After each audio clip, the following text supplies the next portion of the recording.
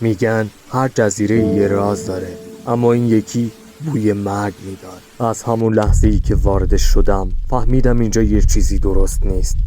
هوا بوی نمک دریا و رطوبت بارون و یه چیزی شبیه ترس میداد. جزیره کاف، جایی که مردمش میگفتن شبا صداهایی از دل آب شنیده میشه.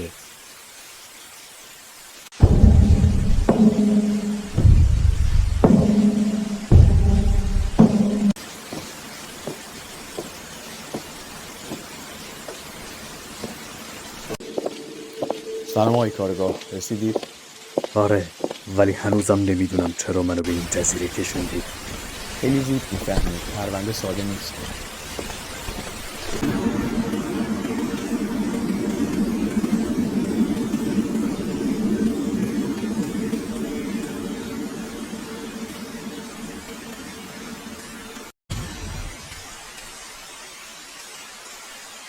این کیه؟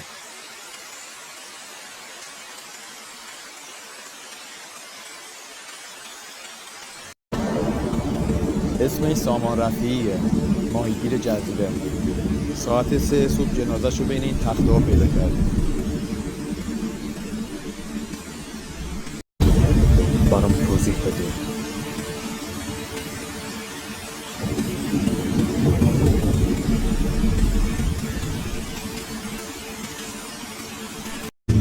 گلوش بریده شده، ولی عجیبیش اینه که نشونه‌های کشمکش نیست. انگار خودش راه رفته تا اینجا و بعدش چی؟ بعد افتاده رو زانو و سرشو خم کرده روی اسکله. انگار خودش خواسته بمیره.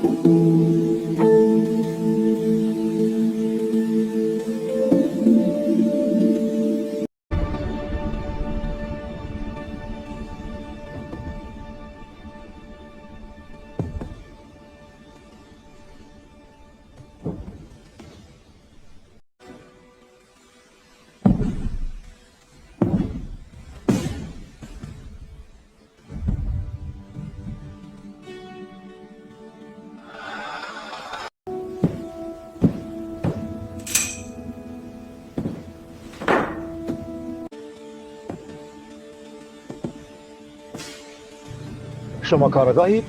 انتظار داشتم زودتر برسید.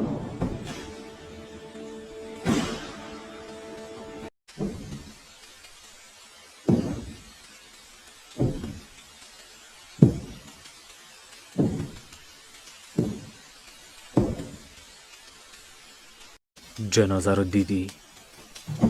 من؟ نه، فقط صدای فریاد شنیدم. همون لحظه ای که ناقوس قدیمی جزیره به صدا در اومد.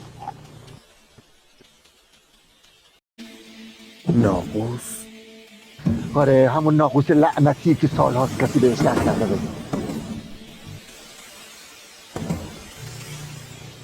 سامان آدم آرومی بود. بعید میدونم دشمنی داشته باشه. پس چرا میگی بعیده؟ چون یه مدت بود با یه نفر درگیر بود، با یه زن. اسمش؟ نمیدونم.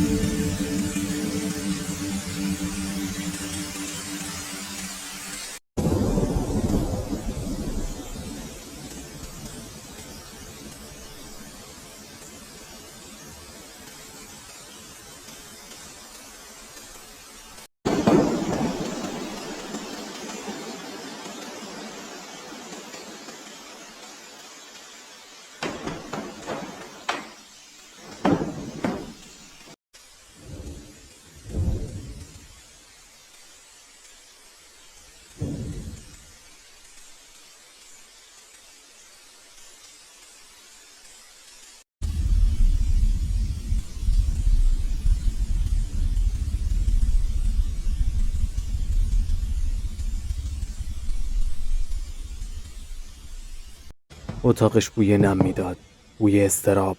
اینجا فقط یه اتاق خالی نبود، انگار کسی دنبال چیزی میگشت.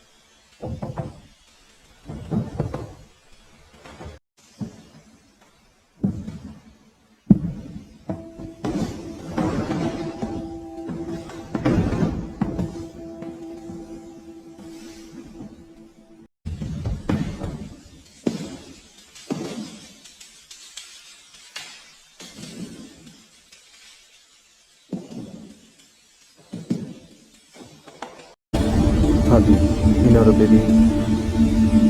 اینا چیه؟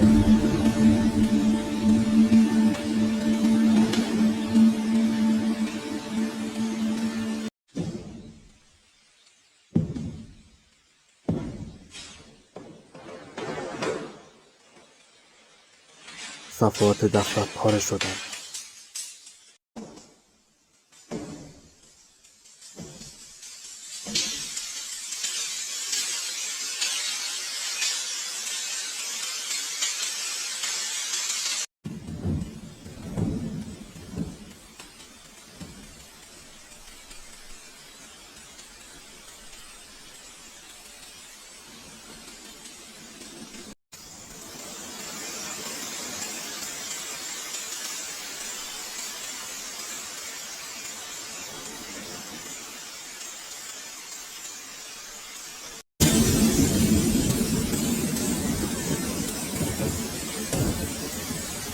نوار؟ چرا نوار ضبط صوت؟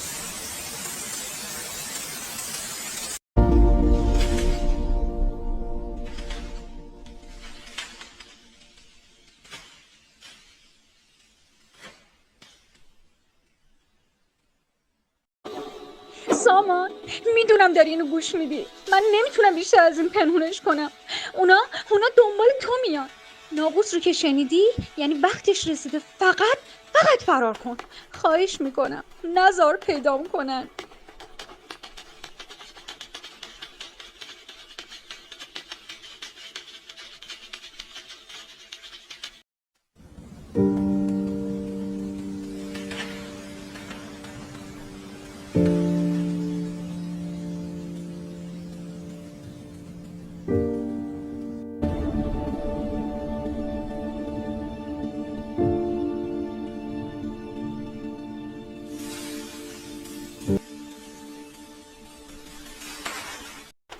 سامان، میدونم داری اینو گوش میدی. من نمیتونم بیشتر از این پنهونش کنم. اونا دنبال تو میان. ناقوس رو که شنیدی یعنی وقتش رسیده. فقط فرار کن. خواهش میکنم نزار پیدام کنن.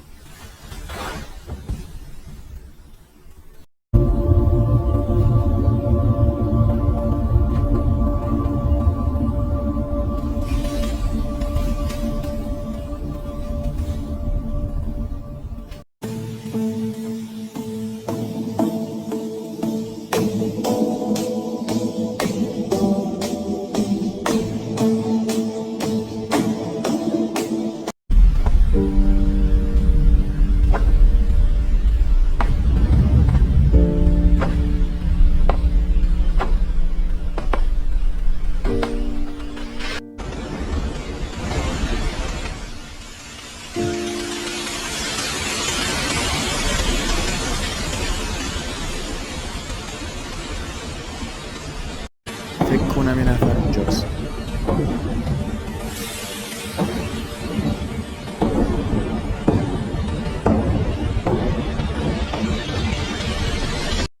اون شب برای اولین بار حس کردم یکی از پشت مه مراقب منه.